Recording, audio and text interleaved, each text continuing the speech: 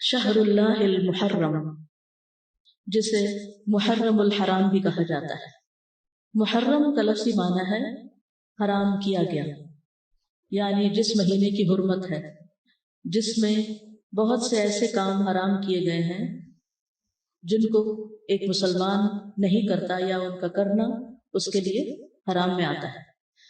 محرم کے مہینے کو شہر اللہ کہا جاتا ہے، اللہ کا مہینہ، اور اللہ کی طرف اس مہینے کی اضافت تعظیمی ہے، یعنی اس مہینے کی تعظیم کی وجہ سے اس کو اللہ کا مہینہ کہا جاتا ہے۔ اس سے اس مہینے کی امپورٹنس کا پتہ چلتا ہے۔ صحیح مسلم کی روایت میں آتا ہے، ابو ہریرہ رضی اللہ عنہ سے روایت ہے کہ رسول اللہ صلی اللہ علیہ وسلم نے فرمایا، رمضان کے بعد سب سے افضل روزے اللہ کے مہینے محرم کے ہیں۔ تو گویا اس مہینے کی بھی خاص عبادت پھر کیا ہوئی؟ روزے۔ عشر ذی الحجہ میں تو پہلے 9 دن کے روزے تھے، لیکن اس میں پورے مہینے میں سے جب بھی آپ چاہیں روزے رکھ سکتے ہیں۔ ضروری نہیں کہ پورے ہی مہینے کے روزے رکھیں جیسے رمضان میں رکھے جاتے ہیں، لیکن 10 تاریخ کا روزہ جو ہے اس کی خاص فضیلت ہے۔ محرم الحرام کی ایک اہمیت کی وجہ یہ بھی ہے کہ یہ ہجری سال کا پہلا مہینہ ہے، تو یہ مہینہ عظمت اور برکت والا ہے اور حرمت والا ہے۔ حسن بصری کہتے ہیں کہ بے شک اللہ نے سال کی ابتدا بھی حرمت والے مہینے سے کی اور اس کا اختتام بھی حرمت والے مہینے سے کیا، یعنی آغاز بھی حرمت سے، اختتام بھی حرمت پر۔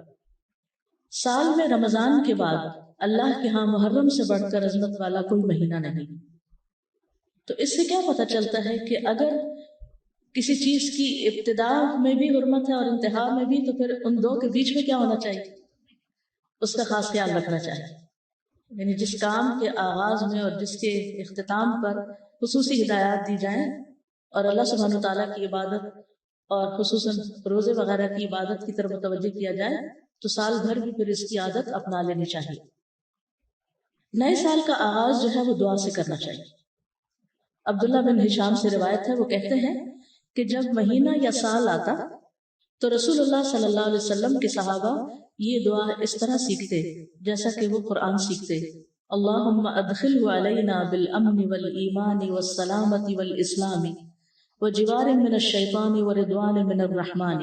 اس کا معنی ہے، اے اللہ اس مہینے کو یا اس سال کو ہمارے اوپر امن اور ایمان، سلامتی اور اسلام کے ساتھ، شیاطین سے بچاؤ یا شیطان سے بچاؤ اور رحمان کی رضامندی کے ساتھ داخل فرما۔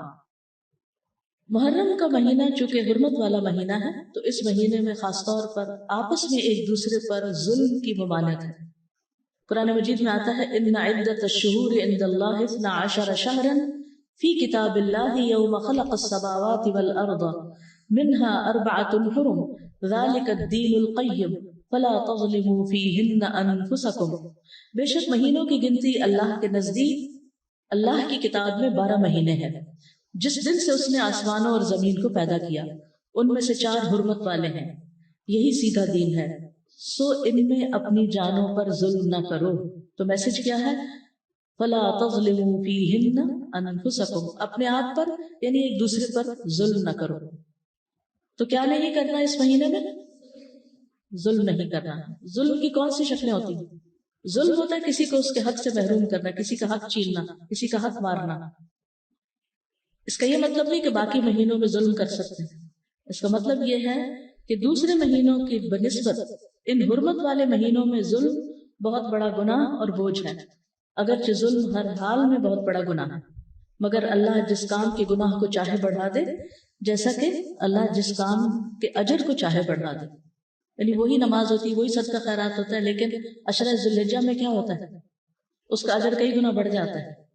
اسی طرح حرمت والے مہینوں میں ظلم کا گناہ جو ہے وہ زیادہ ہو جاتا ہے، اور یہ 4 مہینے خاص طور پر 1/3 آف دا ایئر خاص طور پر اس لیے اس کام کے لیے رکھا گیا اور اس کی شدت کا احساس دلایا گیا تاکہ لوگ اس کی پریکٹس کریں، کانشیس ہوں، اور خصوصی طور پر اس میں اپنے آپ کو ایسے گناہوں سے بچائیں تاکہ باقی سال بھی اس پر عمل کر سکیں۔